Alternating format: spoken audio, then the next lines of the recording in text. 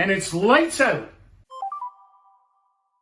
Welcome back to Drive Through Penalty. I'm Sean. We're here with my father, Craig, as always. And this week we are headed to Qatar for the second last race of the year. I can't believe we're already here, but the season's almost over and there's a ton of stuff happening in the F1 world. If you haven't watched the videos before, we cover F1 news, we talk about F1 fantasy strategy, we talk about the circuit, and we also do a little lap in the sim to give you guys an idea of what the track looked like. So Vegas, what did you think of Vegas? I mean, it's as we mentioned in the last podcast, you know, between the two of us, we've thought about, you know, do we really need to go to Las Vegas? You know, the street track and sharp corners and everything. Well, and then I explained why it's going to be there for a long time, because Liberty Media owns it, which is Formula One. But it was great. I enjoyed it. I mean, that's exciting. The night race and just all the pomp and circumstance made it really, really cool, I thought. We had a little bit of everything. I mean, the practice sessions were kind of a disaster. We thought they might have had that figured out. Manhole covers shooting out of the ground again, canceling sessions. I mean, it was kind of a disastrous start. Then you have your qualifying session in the pouring rain. That made the grid pretty interesting for the Sunday. And then, you know, you have your Sunday, which was actually a Saturday night race for us. It was pretty crazy. Once again, best driver won. I don't know if he's got the best car, but he had a legal car at least. He at least met the minimum standards for that floorboard. I mean, I don't know what to say. We don't have to spend a lot of time about it because I'm sure everybody's been hearing about it all week long. But they say some of it was due to the pouring rain the day before. They readjusted everything, and they test every team, correct? Of course, yeah. Yeah, so it wasn't just like they picked on McLaren. McLaren was, I hate the cheating word, but McLaren was doing some things that were not correct, even running a little less fuel. They were doing everything they could to beat Max, and Max just ran away with the damn thing. So. And if that happened to any other team, Zach Brown would have been the first to say, hey, rules are rules. So you know what? It is what it is. Lando is still the championship leader. The gap's closed. It actually probably worked in it definitely worked in Oscar's favor, because now he actually has a chance. Max is still in the fight. Oscar and Max both have the same amount of points. It's a but the only way, you know, anyways, I'm not going to talk about it, because I think Oscar's fallen off. And I said last week that I thought Max would not finish lower than second in the championship at the end, and he's got a better chance of winning it than Oscar does. And they're tied, but he has the lead in second place due to the fact he's won more races this year. But boy, oh boy, what a buckle. Imagine that. Giving Max Verstappen a chance with 2 races left. Like, I was winning the fantasy when I went to bed. I know. And when I woke up, the first thing I see is McLaren has been disqualified, and that, you know. I'd be lying if I said I wasn't pretty excited to read that news. It was incredible. So it's going to make for an incredible 2 last races of the year. But that being said, why don't we just jump right into this one, because Qatar's got a lot to talk about too. All right, so this week we are in Qatar at the Lusail circuit, 57 laps, 5.4 kilometers, and only 1 DRS zone. Lusail is built for speed, long sweeping corners, fast direction changes, and a layout that absolutely destroys tires. The desert heat mixes with high energy turns, meaning tire degradation starts immediately. Teams are forced into multiple pit stops this year, and strategy becomes a chess match from lap 1. So what's happened with the tires is Pirelli has mandated that the tires cannot go farther than 25 laps. This race is 57 laps long, and which means that if someone had to pit in the first 7 laps, maybe because the nose has fallen off from a crash on corner 1 or whatever, that car is going to have to make 3 pit stops. No, you're absolutely right. So probably what you're going to see this weekend are teams running soft, mediums, and hards. But that's kind of what I'm excited about this one, is the strategy, because Qatar's, I don't know, it's one of those tracks that you don't get a lot of overtaking. It's pretty much, it was built for motorcycle racing. So you get a lot of fast, high speed, medium speed corners. I think they're going to run doom buggies this weekend. Well, I'll tell you who should run doom buggies. We know who should be running a doom buggy. I'm sure you can find one for us. It's like on the beach. I mean, it's in a desert, so it's windy, so the sand is blowing on the track. I mean, it's just I don't get this one. Yeah, well, this is 2 desert races in a row. Drivers aren't on the racing line this weekend. You're going to be slipping around on sand. I don't know. Who knows what's going to happen this weekend, but it's going to be a good race. Again, I don't think we're going to see a ton of overtaking. Where I do think we're going to see some excitement this week is strategy. I just hope we don't find ourselves in that Monaco DRS train situation where nobody's passing. I think more of the passing is going to happen during pit stops. I think there's an advantage to the drivers or cars that seem to make tires last longer. And I'm talking about a guy like Hulkenberg. I'm talking about a guy like Alonso. Out of the fast guys, you know, I know Max can do everything, but out of the fast guys, I think Russell is more than capable, because remember, he's had one-stop races before when everybody else had 2. I think some of those guys have got a chance, maybe slightly more than some of the other cars, because it's an art. And I don't know if Antonelli has learned that yet, but if he has, he's a factor in my mind. He was putting up fast lap after lap. He's got 17 cars. He's going to be a threat next year. Which Max did the week before. You know, he's of that caliber, I think. No, you're right. Again, you know, a lot of new rookies on the grid this year, and I think they're going to struggle with this one. So, like you said, look out for guys like Hulk. Look out for guys like Sainz and Albon and Verstappen and you know, the usual guys. I think the rookies are going to struggle here. I think we're going to see some crashes, but you never know. We're in Qatar this weekend, and as I've done before in the odd race, I go like, why are we in Qatar? And I understand why Qatar has a race, because I think they paid $60 million for it, which is the same as Abu Dhabi paid. My beef here is that we have 2 races left. We're going to find out who the champion is, and we're doing this in Qatar, and we're doing this in Abu Dhabi. And just to give you an idea what one of my beefs in Qatar is, last year the attendance on race day was 40,000 people. The 3 days of racing in Qatar was 120,000 people. Abu Dhabi, slightly better, it had 60,000, but it's been around a while. And it had 170 on the weekend. Las Vegas had 100,000 people on race day, and they had 340,000 people on the weekend. I'm just going to make a suggestion that, can we move Qatar and Abu Dhabi around? I mean, there's also Saudi Arabia in there. Why not have the last one in Las Vegas? The reason I'm saying Las Vegas, because Silverstone would be a good bet, but the weather's not good. I mean, you could do it in Italy, but you don't know what the weather's going to be. But in Vegas, you know what the weather is.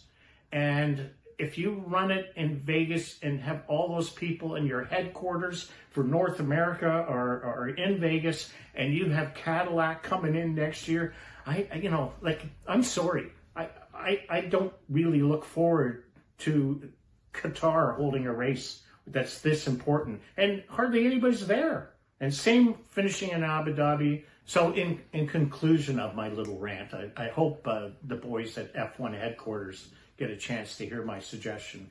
Let's move on, and we'll do a lap in the sim, and my final saying is, while my guitar gently weeps. Take Hulkenberg's car. Okay, I like that. Another kick. Yeah, great. And don't wear out the tires.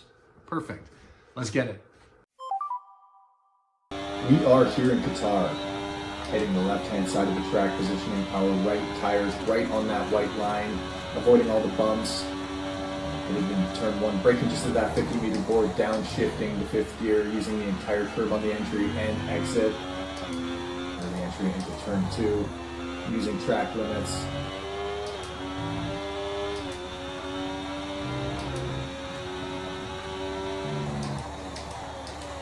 Flying right now, using every single inch of the track.